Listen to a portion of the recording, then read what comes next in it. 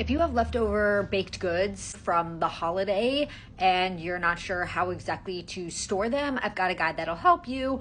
I'm a pastry chef and I bake a lot of things. I know that this is coming out maybe a little late. It's like the day after Thanksgiving, but it's never too late to have knowledge to lead you better in the future. Let's break it down by what you might have left over from your holiday. Our fruit pies here, you can just leave that at room temperature. You're going to want to, kind of protect it with something, foil on top, or if this is store-bought, whatever you got it in, a box, a clamshell, whatever, keep it in that. Then we have our cream, custardy types of pies, including pecan pies and pumpkin pies as well. These guys are going to store in the fridge. Now, if you bought your pumpkin pie or pecan pie, our store-bought rule, however you bought it is how you can store it within reason. If you bought it at room temperature, just, hanging out in the bakery section,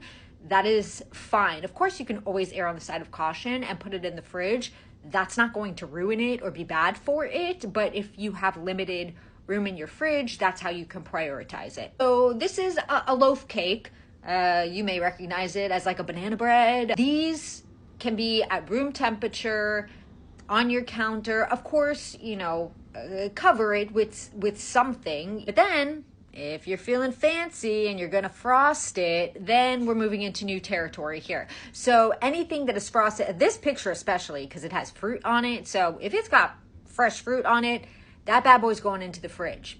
Boom. If it has frosting, it's going into the fridge. Now, where we can deviate a little bit, if there was not fresh fruit on here and you either bought it or made it with a frosting was maybe shortening based instead and doesn't contain dairy, then that could be stored at room temperature. All right, and last but not least, our breads. So here's what I'm gonna say, and I know it might sound ridiculous. Ideally, a bread box. Do you have a bread box? I don't know a lot of people who actually have bread boxes. If you bought it from a bakery or wherever you got it from, it likely came in some kind of like a brown paper situation. Keep it in that. I hope you didn't throw it away. Room temperature, great. If it is on its last leg, you can make French toast, ooh la la, very fancy, or one of my faves, bread pudding, and you could do that sweet or savory. I hope this helps. If there was another item that you had or any questions that you have,